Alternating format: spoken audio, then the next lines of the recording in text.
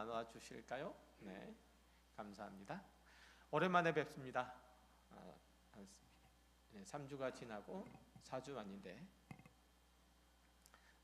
저만 반가우시고 다른 분은 안 반가우신 것 같아요. 저는 반가운데 안 반가우세요? 별로?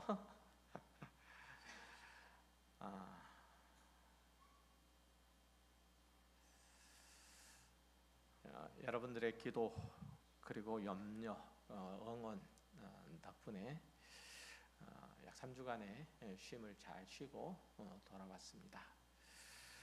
주의 은혜가 저와 또한 함께하는 모든 사역에 그리고 또 그로 더불어 교회를 세워가는 여러분 가운데 풍성하게 부어지기를 소망합니다.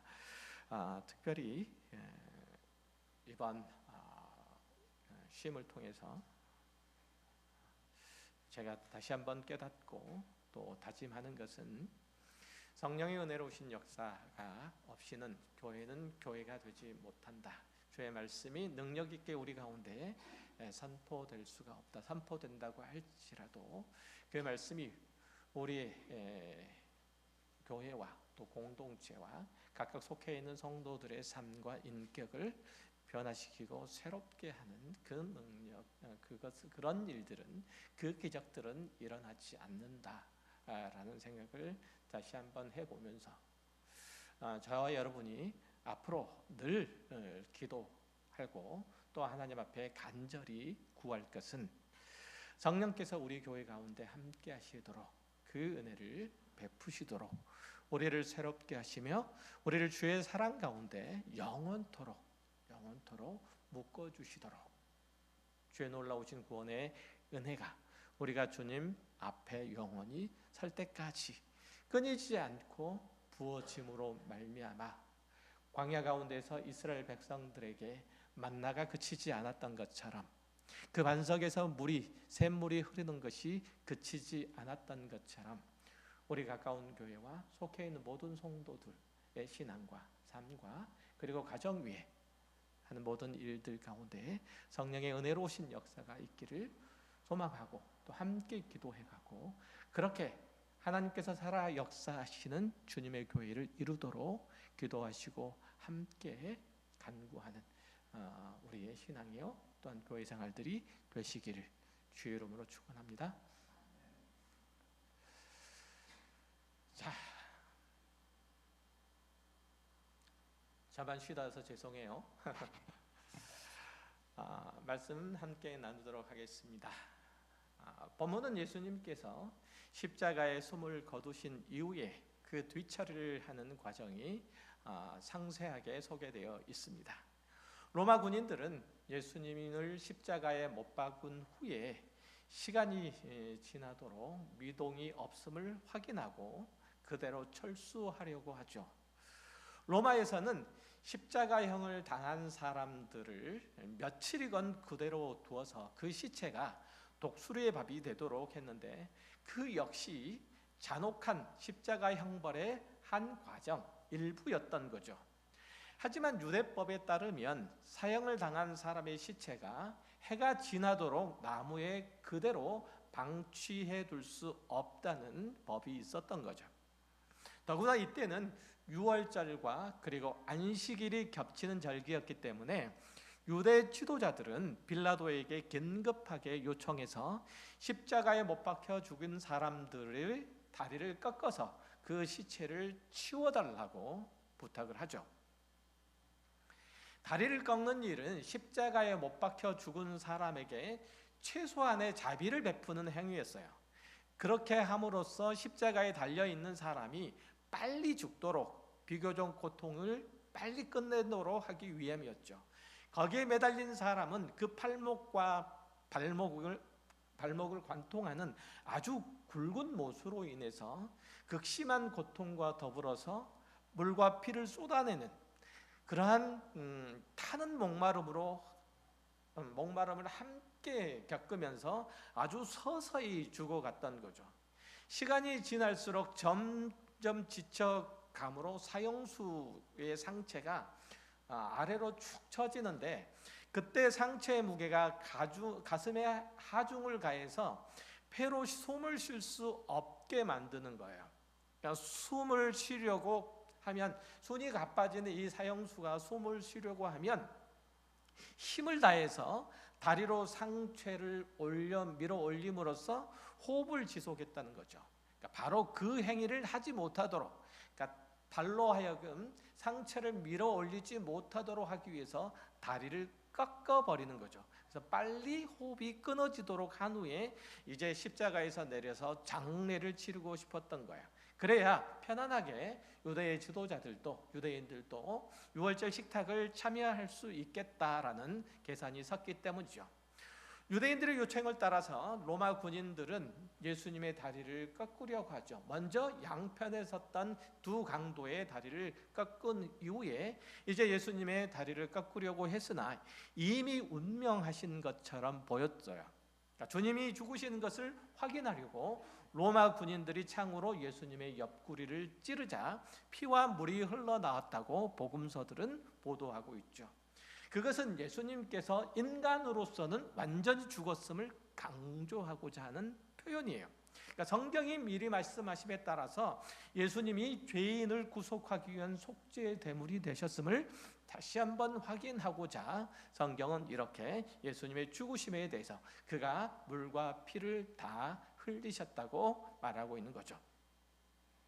예수님의 옆구리에서 물과 피가 흘러나왔다는 것을 보도한 것도 사실은 요한이 출애굽기 17장 6절에서 너는 반석을 치라 그것에서 물이 나오리니 백성이 마시리라 라는 말씀이 메시아로서 예수님의 대신 죽으심을 암시하는 것임을 말하려는 의도가 있었던 것처럼 보여요. 그러니까 예수님께서 십자가형을 받으시는 장면을 묘사한 구절들에서 우슬초라든지 꺾이지 않는 뼈라든지 뒤섞인 피 이런 것들이 표현된 것은 모두 사도 요한이 예수님께서 유월절의 어린 양이 되셨음을 묘사하는 그런 표현으로서 등장하고 있다는 것을 저와 여러분은 기억해야 하는 거예요. 아무튼 예수님이 숨을 거두셨음을 확인한 로마 군병들이 그 시체를 십자가에서 내리자 어디서인지 아리마대 사람 요셉이라는 예수님의 제자가 나타나서 그의 시체를 달라고 해서 자기를 위하여 준비해 놓은 그 새 무덤에 예수님을 장사 지냈다고 말하고 있습니다. 거기에다가 니고데모라는 인물, 일찍이 밤에 예수님을 찾아와서 사람이 어떻게 해야 거듭날 수 있습니까? 어디에 나왔죠? 어디에 나왔죠? 우리 지나왔잖아요. 요한복음 3장에 나왔잖아요.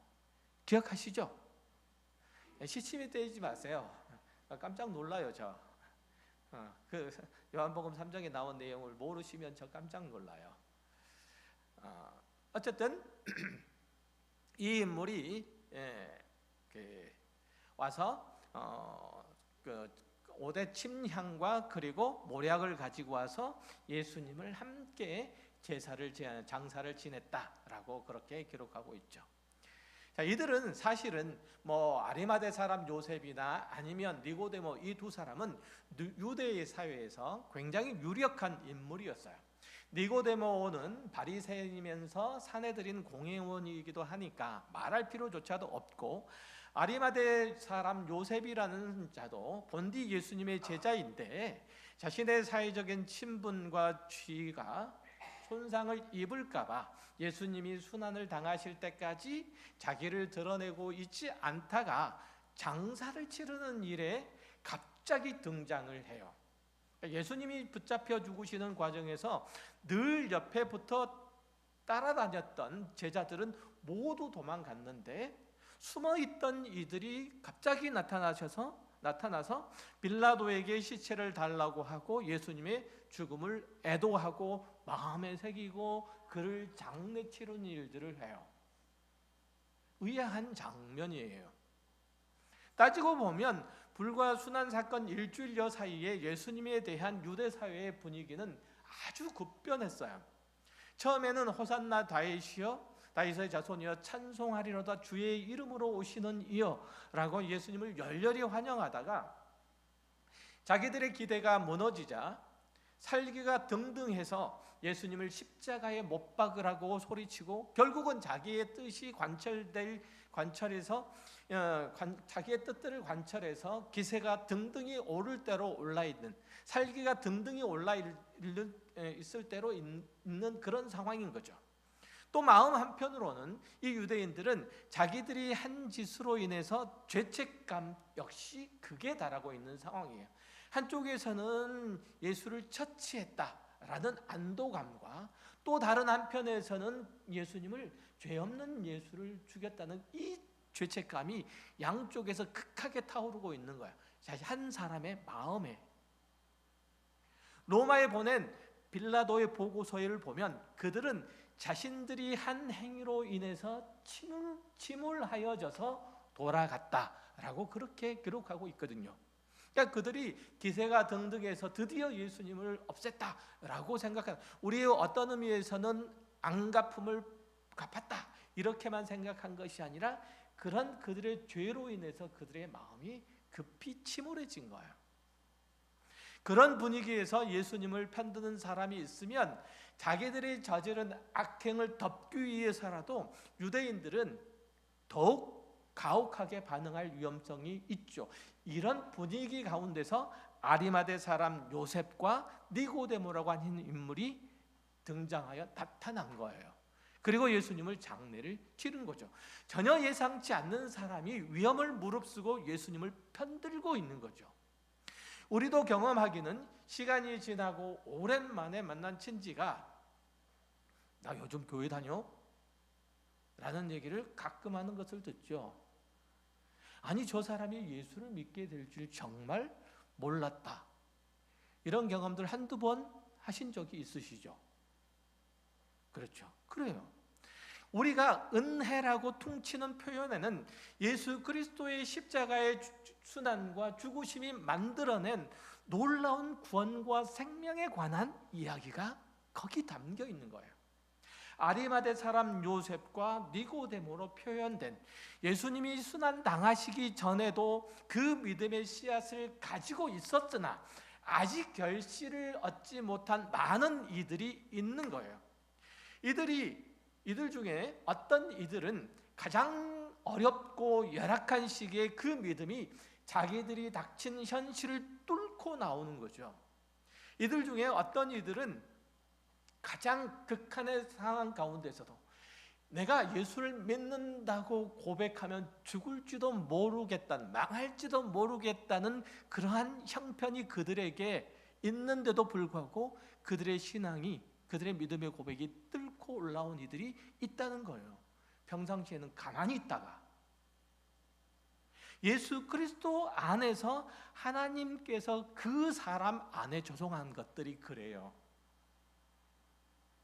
이사야서 53장에 보면 우리가 잘 아는 표현이 있어요. 5절 말씀에 그가 찔림은 우리의 허물 때문이요 그가 상함은 우리의 죄악 때문이라. 그가 징계를 받음으로 우리는 평안을 누리고 그가 채찍에 맞음으로 우리가 나음을 받았도다.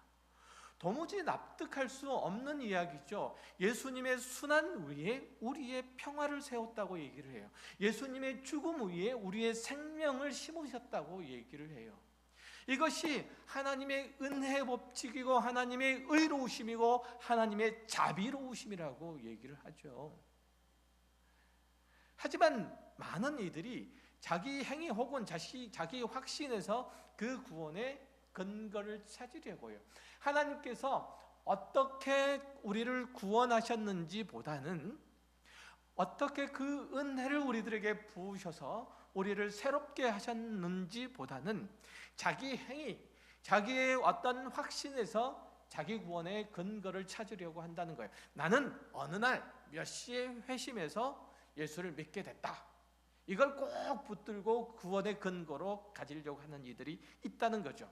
내가 이렇게 열심히 봉사하니 하나님께서도 내가 죽은 후에 날 모른다 하지 않으실 거다. 이런 마음을 가진 이들도 있어요. 심지어 예수를 안 믿는, 교회에 나오지 않는 이들 중에서도 우리 집안 누구가 목사이고 또 누구는 장로다. 이런 식으로 자기 출생을 배경으로 해서 기독교 신앙과 자기 구원을 어떤 의미에서는 자기 안에 들어있는 영적인 두려움을 해소해 보려고 해요.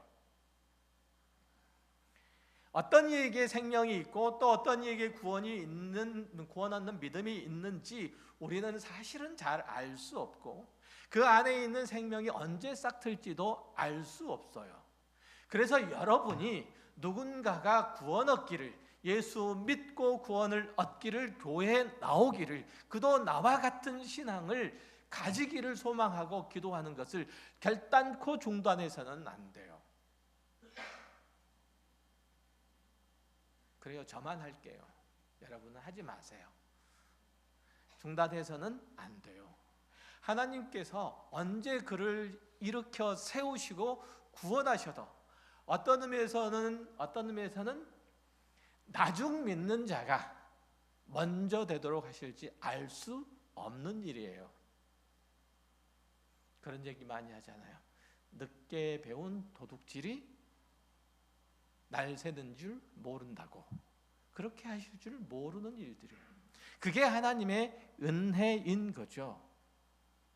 예를 들어서 겨울에는 길거리의 가로수들이 죽었는지 살았는지 또 그 가로수가 어떤 나무인지 알 수는 없어요. 하지만 봄이 되면 금방 구분이 돼요. 산나무는 싹이 나고 꽃이 피어요. 그렇다고 해서 봄이라는 계절이 그 나무의 생명을 만든 것은 아니에요. 봄이 되니까 나무의 생명이 부어진 게 아니라 봄이 나무에 있는 생명을 자극한 거죠. 마찬가지로 구원도 내가 복음을 받고 예수를 믿어서 생명을 발화한 것이 아니라 이미 생명이 내 안에 들어와 있어서 때가 되니 그것이 싹이 트고 꽃을 피운 것뿐이에요. 그러니까 복음을 받았고 회개한 것 자체가 이미 내 안에 하나님의 생명이 들어와 있기 때문에 나타난 결과라는 뜻이에요. 그러니까 봄이 되니 살아있는 나무에서 생명이 나온 거지 봄이 죽은 나무의 생명을 불러일으킨 것 아니란 말이죠. 어떤 사람에게 주의 복음을 전했더니 그가 예수를 믿기로 했다라고 한 것은 하나님이 그를 이미 살려놓으셨기 때문에 회개하여 믿은 거예요. 하나님께서 나로 하여금 믿음을 갖게 하시고 예수 그리스도 안에 그 구원을 허락하신 것은 나뿐만 아니라 내 가족, 내 아내, 내 남편, 내 자녀까지 하나님께서 구원하시려는 그 영광스러운 그 놀라운 은혜와 그 거룩하신 뜻이 있기 때문에 나를 먼저 부르셨다는 것. 주 예수를 믿으라. 그리하면 너와 네 집이 구원을 얻으리라. 아멘이시죠?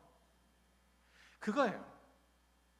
우리는 어떻게 생명이 발화하고 그리고 그것이 싹이 트는지 알 수 없어요. 언제 그 일들이 일어난지 알 수 없어요.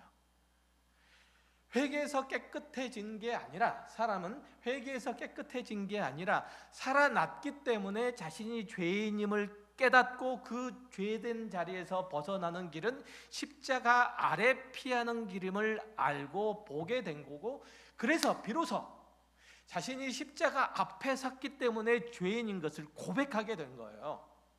그러니까 생명이 없는 자는 자신이 죄인임을 몰라요. 회개는 생명을 얻는 조건이 아니라 생명이 생겼기 때문에 드디어 죄를 알게 되어 쏟아져 나오는 눈물이에요. 눈물 콧물을 쏟고 용서해달라고 사정해서 하나님께서 그때서야 겨우 그래? 그럼 한번 볼까? 이렇게 하신 게 아니란 말이에요. 얼마나 많은 사람이 그럼에도 불구하고 과연 내가 거듭난 성도가 맞는가라는 문제로 고민하면서 스스로 성도답게 사는 일들을 유보하고 사는지 생각을 해보셔야 돼요. 지금 우리에게 하는 말씀이에요. 내가 이러고도 구원받은 성도가 맞나? 내가 이러고도 하나님의 은혜를 구해도 괜찮은가? 내가 이러고도 하나님의 사랑을 달라고 그렇게 하나님 앞에 무릎 꿇어도 되나? 이런 생각을 하죠. 그래서 맨 먼저 뭐부터 하려고 하냐면 그래도 하나님 앞에서 좀 내 더러운 삶을 깨끗하게 정리라도 해야 되겠다. 물론 그런 거 해야 되는 것 맞지만 그럼에도 불구하고 하나님께서 나를 부르신 것은, 하나님께서 나를 공률히 여기신 것은 내가 그래도 하나님 앞에 면목이 없어서가 아니고 이런 나를 공률히 여기시는, 불쌍히 여기시는 하나님의 은혜가 내 죄를 사하는 거예요. 얼마나 많은 사람이 과연 내가 거듭난 성도가 맞는가 하는 문제를 놓고 그것을 고민하는 바람에 성도답게 한 걸음 한 걸음 앞으로 진전해 나가는 그런 일들을 이루진 못한 자들이 얼마나 많은가 생각을 해보시라는 거예요. 요한일서 5장에 보면 사도 요한이 한 성도의 내적인 상태를 묘사한 표현이 있어요. 1절 이하를 볼게요. 예수께서 그리스도이심을 믿는 자마다 하나님께로부터 난 자니 또한 낳으신 이를 사랑하는 자마다 그에게서 난 자를 사랑하느니라 라고 해요. 여기서 주목할 점은 믿느냐 안 믿느냐 한 것이 그리스도인이 된 증거가 아니라 한 사람이 예수를 믿는 것은 그가 하나님의 자녀가 된 까닭이다. 하나님께서 그를 낳으셨기 때문이다 라고 얘기를 해요. 이해되세요? 성경은 우리 구원을 설명할 때 사람의 출생을 비유하기를 굉장히 즐겨해요. 아이가 태어나기 위해서 그 아이가 한 일은 아무것도 없어요. 그렇잖아요. 다만 엄마 아빠가 고생할 뿐이에요. 한 사람이 자기의 존재의 시작에 대해서 스스로 확인할 수 있는 것은 그의 기억 속에서 가장 오래된 걸 꺼내는 것밖에 없어요. 거기에 의존하는 도리밖에는 없어요. 그렇잖아요. 그래서 그래봐야 꺼낼 수 있는 가장 자기의 오래된 기억은 4살 때, 5살 때 일, 그죠? 그때 엄마와 아빠와 경험한 일, 이런 것들로 내가 엄마의 아빠의 자식이다 라고 그렇게 생각을 해요. 그 일 밖의 일들에 대해서는 부모의 기억에 의존할 수밖에 없어요. 그러니까 부모가 아이한테, 아들한테, 딸한테 너는 내 아들이 아니야. 내가 다리 밑에서 너 주워왔어. 엄동설한 12월에 내가 저 다리 밑에서 울고 떨면서 울고 있는데 내가 너 주워왔어. 이런 농담, 이렇게 자식을 놀리는 게 통하잖아요. 그런 농담 한번 안 해보신 부모 있으신가요?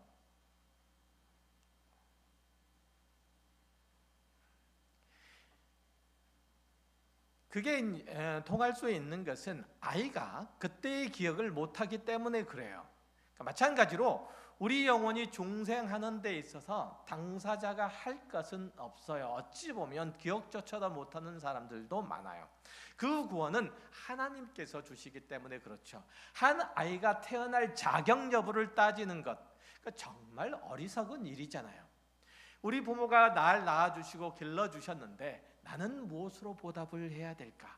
이런 고민을 하는 거야. 당연하겠지만 이렇게 훌륭하신 부모 밑에서 자랐는데 내가 부모의 자식답지 못한 행동을 하니까 아마 나는 이렇게 훌륭한 부모님의 자식이 아닐 줄 몰라. 이렇게 고민하는 것은 모자란 아이잖아요. 그렇죠? 우리 부모님은 이렇게 훌륭한데 우리 부모님 다 서울대학교 대학원 박사이신데 나는 왜 이렇게 공부를 못할까? 난 좋은 아이일지도 몰라 라고 생각하는 아이가 모자란 거예요. 그거죠. 그러니까 우리는 그럼에도 불구하고 늘 이런 고민을 하고 살아요. 우리의 성도된 자격을 논하느라고 다른 건 못해요. 나에게 이런 죄가 있는데 나는 아직도 기도도 제대로 못하는데 내가 무슨 그리스도인이란 말인가? 내가 깨끗해지기 전까지, 내가 훌륭해지기 전까지 난 신앙생활 안 할래. 이렇게 나오죠.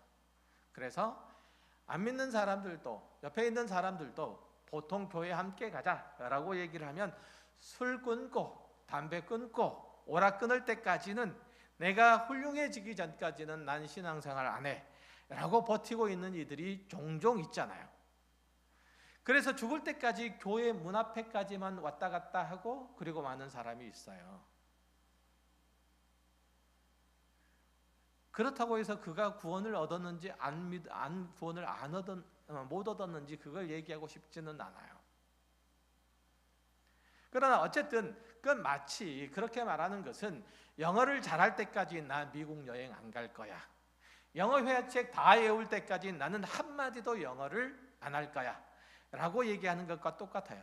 우리나라 사람들이 영어를 못하는 이유 중에 하나가 머릿속에서 영어 문장을 완벽하게 다 작문한 다음에 그걸 꺼내대 엄청나게 세련된 발음으로 그 문장을 뱉으려고 하다 보니까 안 되는 거예요.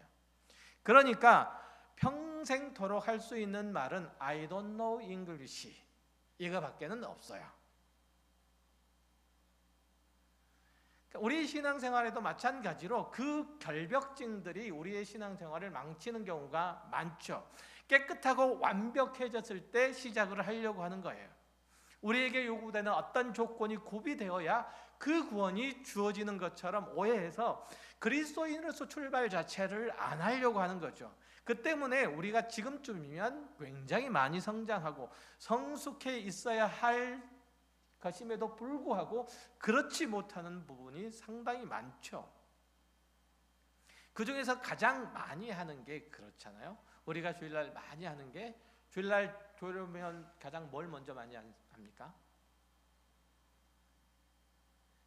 머리 숙여서 그거 하죠. 회개.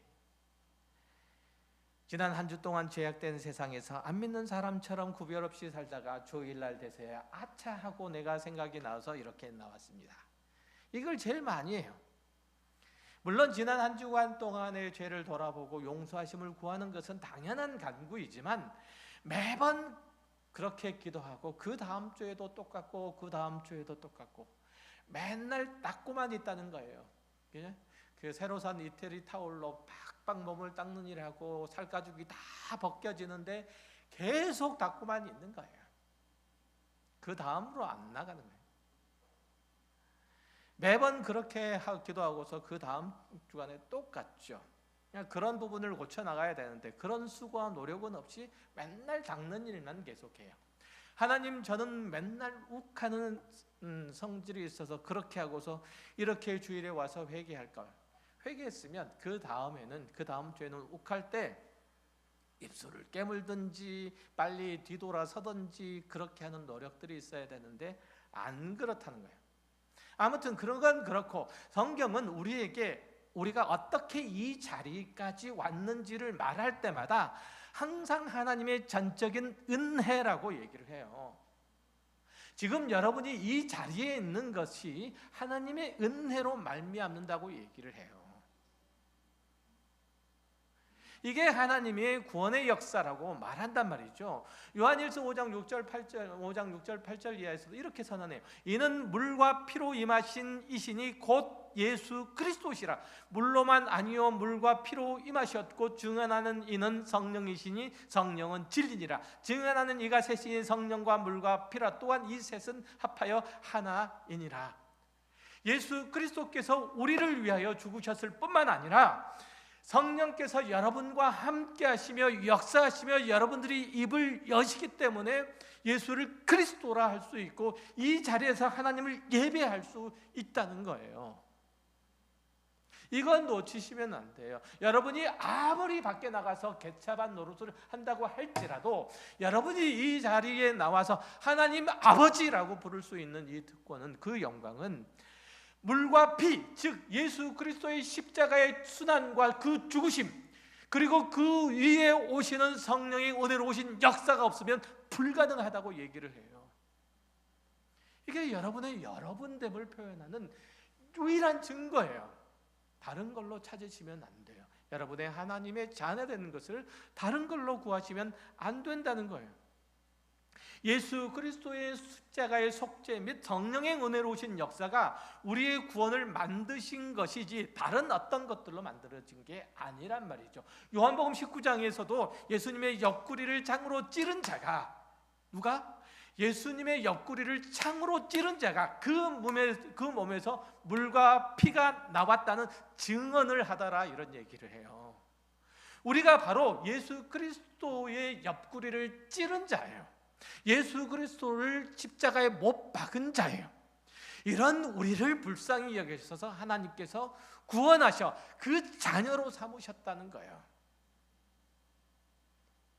그렇다면 그 구원을 누리지 못하고 기뻐하지 못할 자가 누가 있어요? 예수님께서 우리를 구원하실 때, 하나님께서 그 아들 독생자를 보내실 때, 그리고 우리를 구원하시고자 할 때 자격 시험을 쳐서 합격자만 골라내신 것이 아니에요. 우리는 그 로마 군인처럼 예수님을 십자가에 못 박은 자요, 찌른 자예요. 하지만 주님은 우리의 찌름을 나무라지 않으시고 당신의 목숨을 기꺼이 내어주심으로써 우리 구원을 이루셨다고 말하죠. 우리는 하나님의 자녀라는 영광스러운 반열에 오른 거예요. 무엇으로? 우리의 찌름이 아니고 하나님께서 우리를 긍휼히 여기심으로. 이 은혜 아래서 우리의 존재와 우리의 열심과 우리의 충성이 발동되어야 하는 거예요. 내가 교회에서 어떤 역할을 맡아 담당하는 것도 그 하나님의 은혜에 대한 반응으로서 나타내야 하는 것이고, 내가 교회에 와서 예배를 하는 순간에 하나님의 말씀을 듣는 것도 그 하나님의 말씀이 전적으로 나를 망하게 하는 것이 아니고 나를 영광스럽게 하려는 것이요, 나에게 생명을 주시려고 하시는 것이요, 나를 복되게 하시는 것이라는 사실을 믿고 그 말씀에 경청할 수 있는 것도 하나님께서 그 아들을 보내셔서 그 아들 예수를 나에게 주셔서 나를 새롭게 함 때문이다, 나를 그 자녀 삼아주시는 그 사랑을 부으심 때문이다 해서 나와야 되는 거예요. 그건 뭐예요? 여러분들은 왜 와서 여기 와서 주님의 말씀을, 하나님의 말씀을 경청해요? 듣고자 해요. 왜죠? 나는 잘 모르나 하나님이 나의 편이 되시는 것만큼은 알기 때문이잖아요. 말씀을 다 이해할 수 없어도, 말씀을 다 받아서 내 삶 속에 온전히 다 적용할 수는 없어도, 그럼에도 불구하고 맨날 실패하고 맨날 좌절하지만 그럼에도 불구하고 말씀 앞에 와서 순종하기를 소망하는 것은 적어도 그 사실 하나는 알잖아요. 하나님이 내 편이다.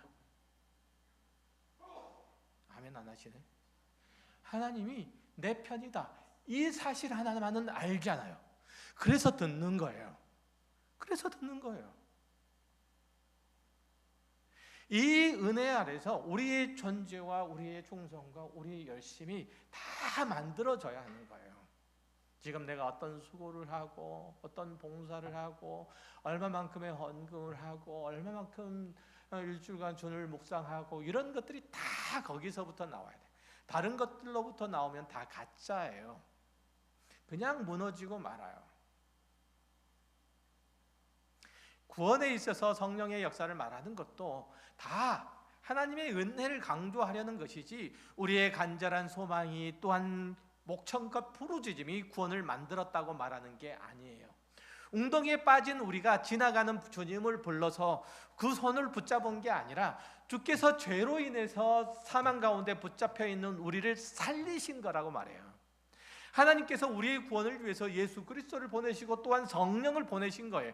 구원에 관한 한 성경은 내가 예수를 믿느냐 이렇게 묻지 않고 오히려 하나님이 우리에게 예수를 주었다라고 말씀하시는 거예요. 우리 구원을 위해서도 성령이 오셨다고 말하지, 우리가 부르짖어서 성령을 받았다고 말하지 않아요. 요한일서 5장 11절 12절을 보면 이렇게 말해요. 또 증거는 이것이니 하나님이 우리에게 영생을 주신 것과 우리에게 구원을 주신 것과 이 생명이 그 아들 안에 있는 그것이니라. 아들이 있는 자에게는 생명이 있고 하나님의 아들이 없는 자에게는 그 생명이 없느니라고 말하잖아요. 하나님께서 예수 그리스도 안에 있는 생명을 우리에게 주신 거예요. 그 아들을 십자가에 못 박은 자들에게도, 그 옆구리에 창을 찌른 자들에게도 주어졌다는 얘기예요. 우리가 예수를 믿는 일종의 관문을 통과해서 생명을 받아온 것이 아니라, 생명을 뺏어온 것이 아니라 하나님께서 그 아들의 생명을 우리에게 주심으로써, 그 아들을 죽임으로써 우리들을 다시 살린 거예요. 우리가 그를 십자가에 못 박았는데, 그를 옆구리를 찔렀는데 그 피와 물을 흘리시면서 그가 우리를 찾아오신 거예요. 범은 생명을 주는 계절이 아니라 그 생명을 딱 틔우고 꽃 피우는 계절이에요. 우리가 하나님을 말씀을 귀담아 듣고 예수님을 따르려는 것은, 예수님의 말씀을 들으려고 하는 것은 그 생명이 우리에게 이식된 탓이에요. 비록 이 자리에 나와서 졸고는 앉아 있지만 그럼에도 불구하고 주일날 예배에 빠지지 않으려고 하는 것은 그의 생명이 우리 가운데 굳건하게 자리 잡고 있기 때문이라는 거예요. 하나님이 아브라함을 택하시고 그를 통해서 구원을 이루시려는 그 언약을 따라서 그 백성이 된 자, 하나님의 소유된 자들이 우리예요. 바로 여러분이에요. 이 자부심, 이 은혜, 이 사랑, 이 영광스러움, 내가 하나님의 자녀된 그 영광스러움이 나로 하여금 내 삶 가운데서 나를 함부로 하지 못하도록 만드는 거예요. 하나님의 자녀인 내가 죄악 가운데 설 수는 없다라는 그 자존심이 나로 하여금 죄를 물리치도록 만드는 거예요. 하나님의 그 놀랍고 복되신 그 사랑이, 그 사랑을 내가 입었는데 그 사랑을 내가 감격도록 미치도록 감격스러운 그 사랑을 받은 내가 그 사랑을 나누지 않을 수 없다라는 그 사랑의 풍성함이 옆에 있는 이들을 사랑케 하는 거예요. 내가 사랑하는 게 아니고.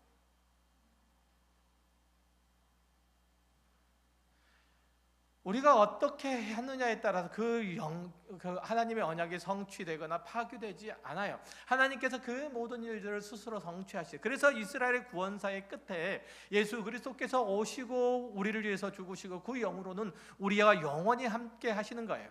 로마서 8장에서도 부정적이지만 이렇게 말해요. 9절에 보면 만일 너희 속에 하나님의 영이 거하시면 너희가 육신에 있지 아니하고 영에 있나니 누구든지 그리스도의 영이 없으면 그리스도의 사람이 아니라. 누구든지 그리스도의 영이 없으면 예수를 그리스도라 할 수 없느니라. 예수 그리스도께서는 항상 모든 성도와 함께 하세요. 우리는 이 세상에 혼자 사는 게 아니에요. 혼자 사는 것처럼 되는 것은 여러분이 끊임없이 여러분의 삶 속에서 예수를, 하나님을 배척하기 때문에, 밀어냈기 때문에, 부르지 않기 때문에 잊어버린 것이지, 마치 집 나온 탕자처럼 산 세월이 너무 오래된 나머지 내가 누구의 자식이지라는 것도 잊어버린 거죠.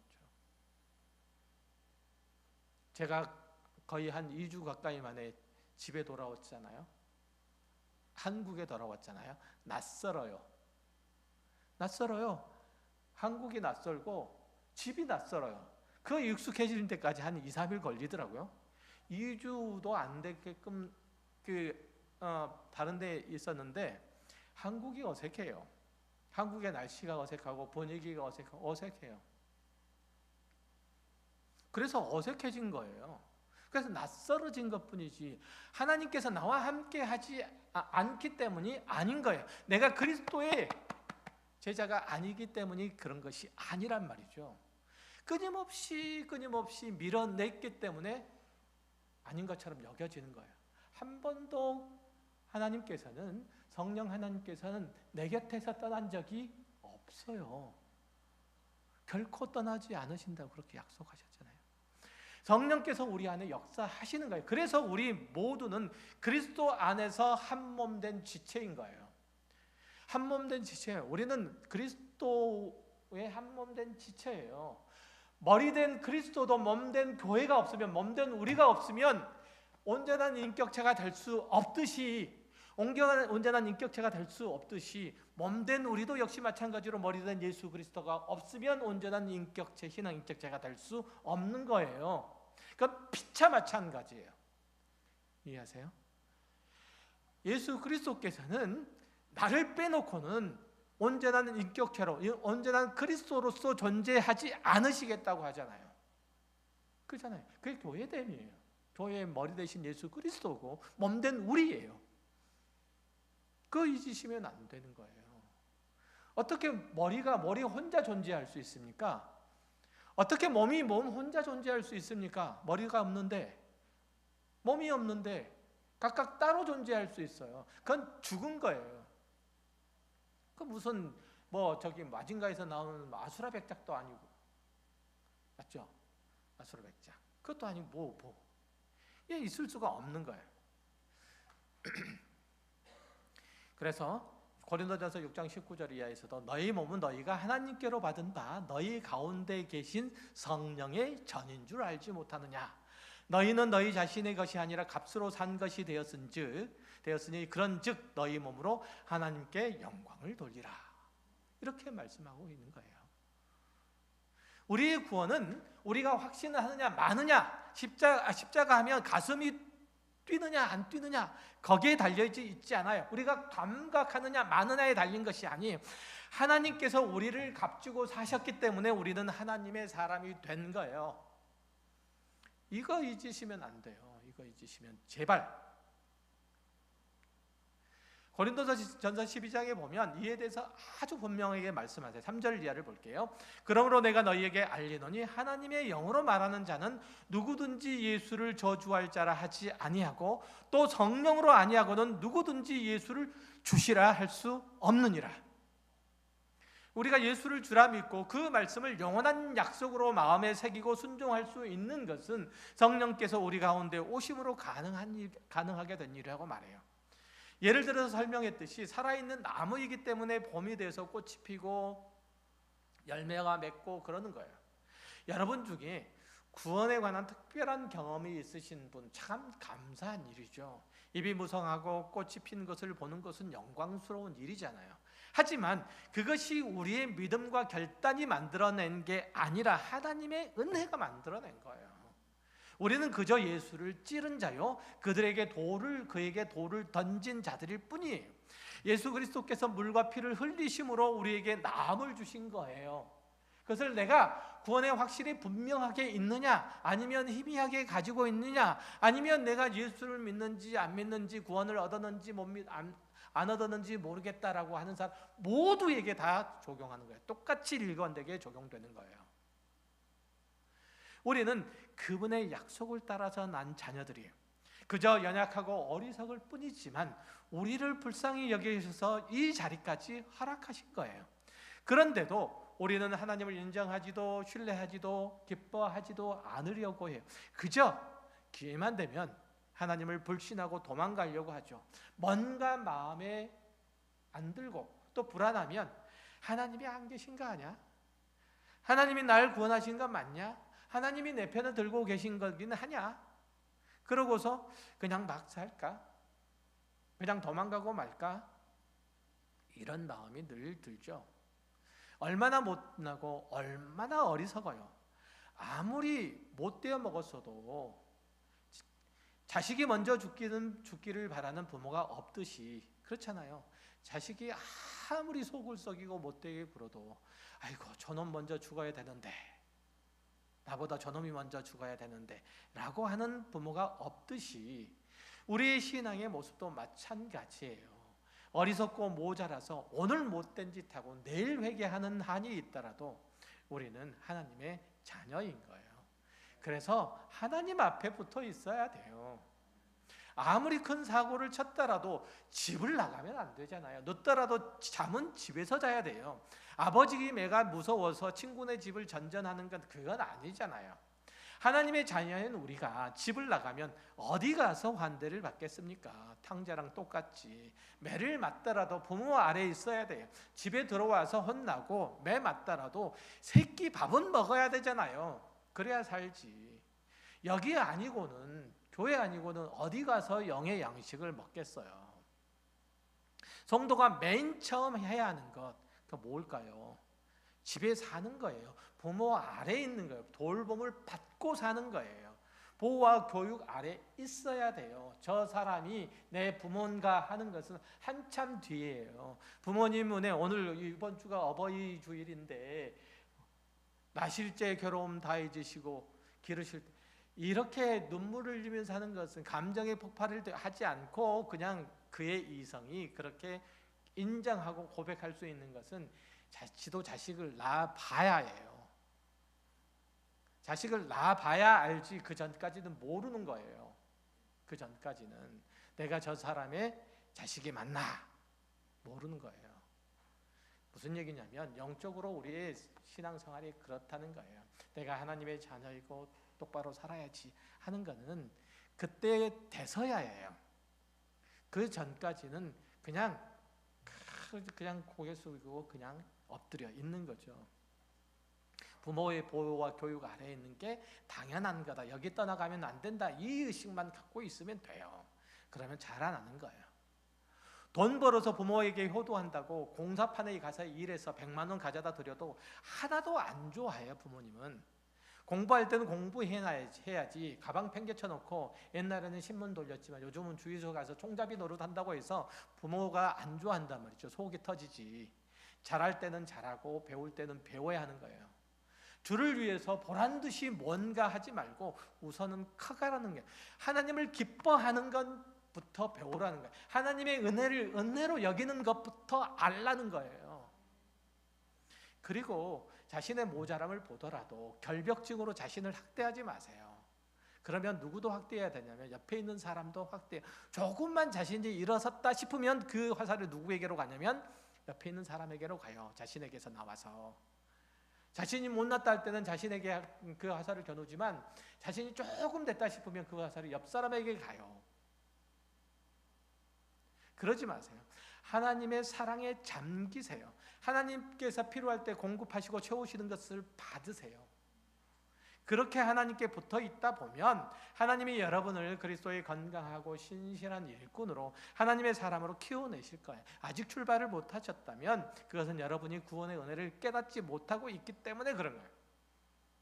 하나님께서 여러분의 인생의 주인이신 것을, 왕이신 것을, 어버이신 것을 알지 못하기 때문에 그래요. 제대로 깨닫지 못하기 때문에 그래요. 여러분의 삶과 신앙을 하나님 앞에 온전히 맡기지 못했기 때문에 그래요. 마지막으로 제가 당부드리고 싶은 것은 여러분의 몇 가지 경험이나 조금 있는 열심으로 그렇게 옆 사람을 재단하거나 몰아세우지 말라는 거예요. 자신을 포함해서 그러면 안 돼요. 말씀드렸듯이 무엇을 한다거나 자신의 자격을 따져서 하나님 앞에 서려고 하지 마시고 또한 옆 사람도 그렇게 자격을 따져서 저 사람이 하나님의 자녀가 맞나 이렇게 말씀하지 마시고 오히려 나 같은 자를 위해서 그 아들을 주신 하나님을 묵상하세요. 그리고 이제는 조금씩 복된 길로 나아가세요. 하나님 안에서 분명히 누려야 할 만족과 안정과 평안은 소유해야 돼요. 하나님의 보호하심 아래서 우리의 신앙생활에 감사와 찬송이 먼저 있어야 돼요. 하나님으로 인해서 기뻐하시고 감사하시고 만족하시고 평강을 누리세요. 그걸 먼저 누리세요. 뭘 하려고 하지 마시고 하나님을 먼저 묵상하세요. 하나님이 어떤 분이신가, 내게 어떤 분이신가를 예수 그리스도와 그가 흘리신 피와 물을 통해서 확인하세요. 이거 먼저 하세요. 이거 먼저. 그렇게 있다 보면 하나님께서 마침내 우리를 그리스도의 제자로서 말씀을 소유하고 증거하는 자로서 이웃들 앞에 서게끔 하실 거예요. 우리의 모든 것들을 다 사용하셔서 어떤 이에게는 건강을, 어떤 이에게는 재물을, 어떤 이에게는 능력을, 어떤 의미에서는 그리스도의 교회를 세워가는 일들을 통해서 모든 방법과 수단을 다 하셔서 하나님께서는 우리가 하나님의 자녀인 것을 제가 내 아들이란다, 제가 내 딸이란다 라고 그렇게 이웃들 앞에서 여러분들 세우실 거예요. 내가 저 한 사람 세우려고 내 아들 예수 그리스도 예수를 너에게 줬단다 라고 하실 때가 올 거예요. 기다리세요. 그리고 기대하세요. 그러면 여러분의 삶 가운데 하나님의 은혜로우신 뜻이 펼쳐지는 것들 여러분 스스로 보게 될 것이고 그렇게 여러분을 온전히 키우시는 하나님의 손길들을 볼 테니 여유를 가지시고 그래서 각자의 자리에서 하나님의 계획하심과 일하심 안에 있기를 주의 이름으로 축원합니다. 기도하겠습니다. 하나님 감사합니다. 하나님께서 저희를 사랑하시고 은혜로 돌보시며 때를 따라 돕는 그 사랑과 풍성함을